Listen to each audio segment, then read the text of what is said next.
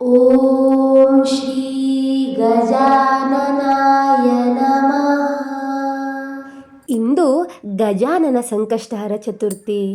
ಆನೆಯ ಮುಖವನ್ನು ಹೊತ್ತಿರುವಂತಹ ಗಜಾನನ ರೂಪದ ಆರಾಧನೆಯಿಂದ ನಮ್ಮ ಸರ್ವ ಕಾರ್ಯಗಳು ಸಿದ್ಧಿಸುತ್ತೆ ಅಂತ ಹೇಳಬಹುದು. ಈ ದಿನ ಮಹಾಗಣಪತಿಯ ಗಜಾನನ ರೂಪದ ಆರಾಧನೆಯನ್ನು ಮಾಡೋದಕ್ಕೆ ಸಾಧ್ಯವಾಗದಿದ್ದರೂ ದೇವಸ್ಥಾನ, ಪೂಜೆ, ಉಪವಾಸ, ವ್ರತ ಯಾವುದನ್ನು ಆಚರಿಸೋಕ್ಕೆ ನಮ್ಮ ಹತ್ತಿರ ಶಕ್ಯವಿಲ್ಲದಿದ್ರೂ ಈ ವ್ರತಕಥೆಯ ಶ್ರವಣದಿಂದಲೇ ಅವೆಲ್ಲ ಪುಣ್ಯಗಳು ನಮ್ಮದಾಗುತ್ತೆ. ಸಂಪೂರ್ಣ ಗಜಾನನ ಸಂಕಷ್ಟ ಚತುರ್ಥಿಯ ಆಚರಿಸಿದಂತಹ ಪುಣ್ಯವು ಲಭ್ಯವಾಗುತ್ತೆ ಅಂತ ಹೇಳಬಹುದು. ಅಂತಹ ಅತ್ಯಂತ ಪವಿತ್ರವಾದಂತಹ ವ್ರತಕಥೆಯನ್ನು ಈಗ ತಡ ಮಾಡದೆ ಶುರು ಮಾಡೋಣ. ಒಂದು ನಗರದಲ್ಲಿ ಒಬ್ಬ ಶ್ರೀಮಂತ ವ್ಯಾಪಾರಿ ವಾಸ ಮಾಡ್ತಾ ಇರ್ತಾನಂತೆ. ಅವನಿಗೆ ಅಪಾರವಾದಂತಹ ಸಂಪತ್ತಿದ್ದರೂ ಮನೆಯಲ್ಲಿ ಯಾವುದೇ ರೀತಿಯಾದಂತಹ ನೆಮ್ಮದಿಯ ವಾತಾವರಣ, ಅಂದರೆ ಮನೆಯಲ್ಲಿ ಬೇಕಾಗಿರುವಂತಹ ನೆಮ್ಮದಿ ಇರಲಿಲ್ಲಂತೆ. ಅವನ ಮಗ ಕೂಡ ಒಬ್ಬನೇ ಮಗ. ಅವನು ಯಾವುದೇ ಕೆಲಸವನ್ನು ಮಾಡೋದಕ್ಕೆ ಪ್ರಾರಂಭಿಸಿದರೂ ಕೂಡ ಅವನಿಗೆ ಯಶಸ್ಸು ಅನ್ನೋದೇ ಸಿಗ್ತಿರ್ಲಿಲ್ಲಂತೆ. ಆಗ ಒಂದು ದಿನ ಅವನ ಮಗನು ದುಃಖದಿಂದ ತಂದೆಯನ್ನು ಕೇಳ್ತಾನಂತೆ, ಅಪ್ಪ, ನಾನು ಎಷ್ಟೇ ಪ್ರಯತ್ನ ಮಾಡಿದರೂ ಯಶಸ್ಸು ಮಾತ್ರ ಸಿಗ್ತಾ ಇಲ್ಲ. ಇದನ್ನು ನನ್ನ ದುರಾದೃಷ್ಟ ಅಂತ ಹೇಳಬಹುದಾ? ನನ್ನ ಅದೃಷ್ಟವೇ ಸರಿಯಾಗಿಲ್ಲ ಅಂತ ಹೇಳ್ತಾನಂತೆ. ಅದಕ್ಕೆ ಆ ವ್ಯಾಪಾರಿಯು ನುಡಿತಾನಂತೆ, ಮಗನೇ, ಕೇವಲ ಧನವಿದ್ದರೆ ಸಾಕಾಗೋಲ್ಲ. ದೇವರ ಕೃಪೆ ಇದ್ದರೆ ಮಾತ್ರ ನಾವು ಅಂದುಕೊಂಡಿರುವಂತಹ ಎಲ್ಲ ಕೆಲಸ ಕಾರ್ಯಗಳು ನಿರ್ವಿಘ್ನವಾಗಿ ನಡೆದು ಯಶಸ್ಸು ಲಭಿಸೋದು ಅಂತ ಹೇಳ್ತಾನಂತೆ. ಅದೇ ಸಮಯಕ್ಕೆ ಆ ನಗರಕ್ಕೆ ಒಬ್ಬ ಅತಿಥಿಯ ಆಗಮನವಾಗುತ್ತಂತೆ. ವ್ಯಾಪಾರಿ ಅವರನ್ನು ಮನೆಗೆ ಕರೆದು ಗೌರವದಿಂದ ಆತಿಥ್ಯವನ್ನು ಬಡಿಸ್ತಾನಂತೆ. ಊಟದ ನಂತರ ಆ ಅತಿಥಿಗಳು ವ್ಯಾಪಾರಿಯನ್ನು ಕೇಳ್ತಾರಂತೆ, ವ್ಯಾಪಾರಿಯೇ, ನಿನ್ನ ಮನೆಯಲ್ಲಿ ಎಲ್ಲವೂ ಇದೆ, ಆದರೆ ನಿನ್ನ ಮುಖದಲ್ಲಿ ಸಂತೋಷ ಮಾತ್ರ ಯಾಕೆ ಕಾಣ್ತಾ ಇಲ್ಲ? ನಿನ್ನ ಚಿಂತೆಗೆ ಕಾರಣ ಏನು ಅಂತ ಕೇಳ್ತಾರಂತೆ. ಆಗ ವ್ಯಾಪಾರಿಯು ತನ್ನ ಮಗನ ಕಷ್ಟವನ್ನು ಅವರ ಮುಂದೆ ಬಿಚ್ಚಿಡ್ತಾರಂತೆ. ಆಗ ಆ ಅತಿಥಿಯು ಮುಗುಳ್ನಗುತ್ತಾ ಹೀಗೆ ಹೇಳ್ತಾರಂತೆ, ಪ್ರತಿ ತಿಂಗಳು ಬರುವ ಸಂಕಷ್ಟ ಚತುರ್ಥಿಯಲ್ಲಿ ಶ್ರೀ ಗಜಾನನ ವ್ರತವನ್ನು ಭಕ್ತಿಯಿಂದ ಆಚರಿಸಿ ವಿಘ್ನಗಳನ್ನು ದೂರ ಮಾಡಿಕೋ ಅಂತ ಹೇಳ್ತಾರಂತೆ. ಅದರಲ್ಲೂ ಶ್ರಾವಣ ಮಾಸದಲ್ಲಿ ಬರುವಂತಹ ಈ ಗಜಾನನ ಸಂಕಷ್ಟ ಚತುರ್ಥಿಯು ಶ್ರೇಷ್ಠವಾದದ್ದು. ಈ ದಿನ ಮಹಾಗಣಪತಿಯ ಗಜಾನನ ರೂಪವನ್ನು ಆರಾಧನೆ ಮಾಡಿ ನೋಡಿ, ಮುಂದೆ ನಿಮಗೆ ಅರ್ಥವಾಗುತ್ತೆ ಅಂತ ಆ ಮಹಾತ್ಮರು ಹೇಳ್ತಾರೆ. ಅದಾದ ಮೇಲೆ ಅವರ ಮಗ ಕೇಳ್ತಾರಂತೆ, ಗುರುವೇ, ನಾನು ಹೇಗೆ ಈ ವ್ರತವನ್ನು ಮಾಡಬೇಕು ಅಂತ ಕೇಳ್ತಾರಂತೆ. ಅದಕ್ಕೆ ಆ ಅತಿಥಿಗಳು ಹೇಳ್ತಾರಂತೆ, ಬೆಳಿಗ್ಗೆ ಸ್ನಾನವನ್ನು ಮಾಡಿ ಉಪವಾಸವನ್ನು ಆರಂಭ ಮಾಡು. ಸಂಜೆ ಗಣೇಶನಿಗೆ ದೂರ್ವೆ, ಹೂವು, ಹಣ್ಣು ಮತ್ತು ಮೋದಕವನ್ನು ಅರ್ಪಿಸಿ ಓಂ ಗಂ ಗಣಪತಯೇ ನಮಃ ಎಂಬ ಮಂತ್ರವನ್ನು ಜಪಿಸು. ಚಂದ್ರೋದಯದ ನಂತರ ಅರ್ಘ್ಯವನ್ನು ನೀಡಿ ವ್ರತವನ್ನು ಪೂರ್ಣಗೊಳಿಸುವಂಥ ಸಲಹೆಯನ್ನು ನೀಡ್ತಾರಂತೆ. ಅದಾದ ನಂತರ ಬರುವಂತಹ ಶ್ರೀ ಗಜಾನನ ಸಂಕಷ್ಟ ಚತುರ್ಥಿಯಂದು ತಂದೆ ಮಗ ಇಬ್ಬರು ಭಕ್ತಿಯಿಂದ ಈ ವ್ರತವನ್ನು ಆಚರಣೆ ಮಾಡ್ತಾರೆ. ಪೂಜೆಯ ಸಮಯದಲ್ಲಿ ಮಗನು ಪ್ರಾರ್ಥಿಸ್ತಾನಂತೆ, ಹೇ ವಿಘ್ನ ವಿನಾಶಕನೇ, ಕೇವಲ ನನಗೆ ಧನ ಬೇಕಾಗಿಲ್ಲ, ಒಳ್ಳೆಯ ಬುದ್ಧಿ, ಧೈರ್ಯ ಮತ್ತು ಸತ್ಪಥದಲ್ಲಿ ನಡೆಯುವಂತಹ ಶಕ್ತಿಯನ್ನು ನೀನು ಕರುಣಿಸು ಅಂತ ಕೇಳ್ತಾನಂತೆ. ವ್ಯಾಪಾರಿಯು ಕೂಡ ಪ್ರಾರ್ಥನೆ ಮಾಡ್ತಾನಂತೆ, ಪ್ರಭು, ನನ್ನ ಕುಟುಂಬದಲ್ಲಿ ಸದಾ ಐಕ್ಯತೆ, ಆನಂದ ಮತ್ತು ಧರ್ಮ ನೆಲೆಸುವಂತೆ ಹಾರೈಸು ಅಂತ ಕೇಳ್ತಾನಂತೆ. ಕೆಲವು ದಿನಗಳ ನಂತರ ಮಗನು ಹೊಸ ವ್ಯಾಪಾರವನ್ನು ಆರಂಭಿಸ್ತಾನೆ. ಈ ಬಾರಿ ಅವನು ತಾಳ್ಮೆ, ಪ್ರಾಮಾಣಿಕತೆ ಮತ್ತು ವಿನಯದಿಂದ ಕೆಲಸವನ್ನು ಮಾಡ್ತಾನೆ. ಕ್ರಮೇಣ ಅವನ ವ್ಯಾಪಾರವು ಬೆಳೆಯತೊಡಗುತ್ತೆ. ಒಂದು ದಿನ ಮಗನು ಸಂತೋಷದಿಂದ ತಂದೆಗೆ ಹೇಳ್ತಾನಂತೆ, ಅಪ್ಪ, ನನಗೆ ಈಗ ತಿಳಿಯಿತು,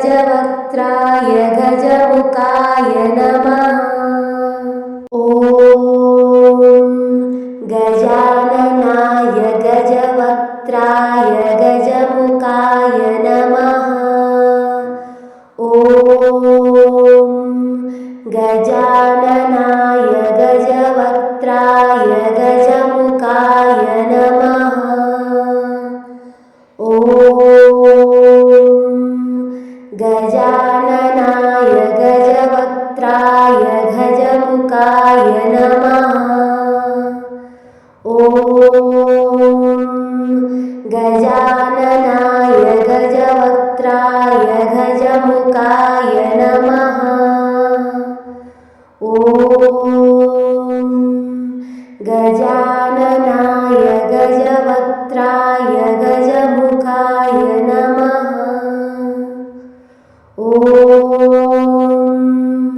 गजाननाय गजवक्त्राय गजमुखाय नमः। ॐ